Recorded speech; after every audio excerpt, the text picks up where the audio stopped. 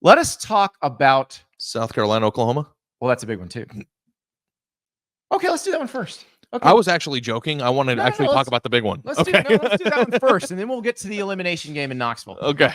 But let's talk South Carolina, Oklahoma, because we just saw Oklahoma in person.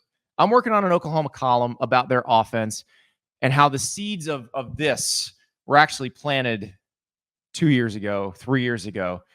And it's a disaster, and it's not something you can get out of this year, but we're going to find out if the Oklahoma coaches who get paid a lot of money are going to earn that money, because they're facing a pretty rough situation.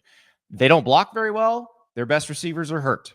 We don't really know if Michael Hawkins Jr. is a good quarterback. We don't really know if Jackson Arnold's a good quarterback. They've never really been given a chance because they have an offensive line that's not very good, and their receivers are all hurt. They're now going to play a team that should have won in Tuscaloosa. Like, South Carolina players should be righteously pissed at themselves because they should have beaten Alabama.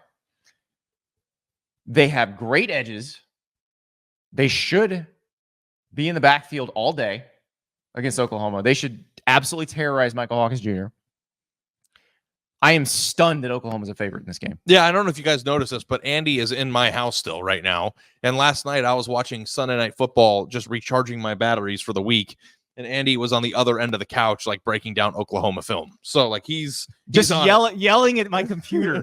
like, what are you doing? You run a speed option where you don't block either guy between the guy who has the quarterback and the guy who has the pitch man. You can only not block one. You only read one guy. Yeah.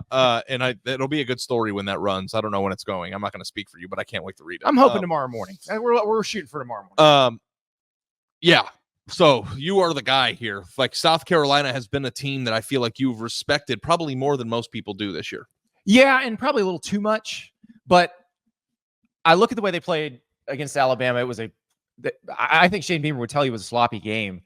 They should have won that game. They should have won it.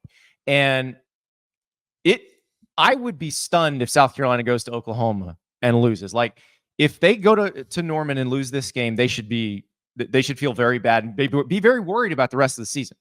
Like, South Carolina should go win this game. And so that's where they're at. And they need to win too, because they got housed by Ole Miss. They gave away a game they should have won against Alabama. I know that you're thinking, okay, but there's no shame in almost losing that. But when you still have to play Texas A&M at Vanderbilt, which is not easy, Missouri, and at Clemson, like, there's no easy wins in there. Yeah, I think this is other than Wofford, this is the easiest win you have left, and it's not easy. It's the hardest thing too as a fan when you look at your schedule and there is only one loss out of the 3-3 that you feel like you should have lost. Like, I think I would even go out and say that South Carolina should have beaten Alabama. They should have. Like, I don't think that, like, Alabama. I don't think they should have beaten LSU. I think after Lenore Sellers got hurt, the way that they kind of turtled and they lost. They should have lost that game. But Alabama, they should have won. But I think that's the thing that's painful. It's that, well, the quarterback got injured. Like, they were kicking the crap out of him. Here's my other thing. If they just play Lenora Sellers against Alabama and don't start out with the Robbie Ashford or Lenora Sellers, I think they probably do win. So now here's the thing. This defense that Lenora Sellers and company have to play, Oklahoma's defense is nasty. Yeah. I love Oklahoma's defense. And I feel so bad for those guys because they're playing opposite that offense.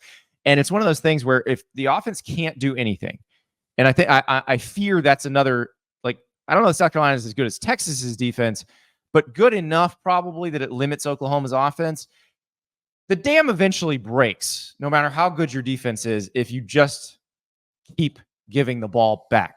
This is something the Iowa defenders over the past few years could probably tell you. But you just can't keep giving the ball back. And you're going to have some bad field position situations eventually because of that. So I'm going to take South Carolina in this game because I didn't think Vegas was going to give me points. I'm going to take South Carolina money line in this game because I don't know how Oklahoma is going to score. Like, watching what we watched on Saturday, they might get, 10, I'm less confident. Whatever you cooked up in the open date, Oklahoma offensive coaches, like, you need to throw it in the trash. It was this weird, like, on the line they're running counter. So you've got pullers coming from the backside, and then you've got the quarterback running sprint draw where there's a fake handoff or a real handoff to the back going the other direction away from the pullers and the quarterback's rolling, and it's all too much and it takes too long when you play teams that can get after your quarterback, that can get in the backfield quickly, and you don't have the offensive line to block these guys and hold them for a long time. Keep it simple. The best thing Oklahoma can do in this game is keep it as simple as possible, run plays that hit quickly, and then try to use South Carolina's aggressiveness against them as they try to get up the field. That's their best bet. If they come out with all this slow developing crap that they try to run against Texas, it's going to be an ugly game. Yep. I'm with you. All right. So now we say that. Watch them come out with a better game plan and they win the one game. they came up with Texas? Yeah. Good. That's good to know. Well, we'll see. Yeah. But I'm not, based on what I saw that they came up with 2 weeks to prepare for Texas, not optimistic.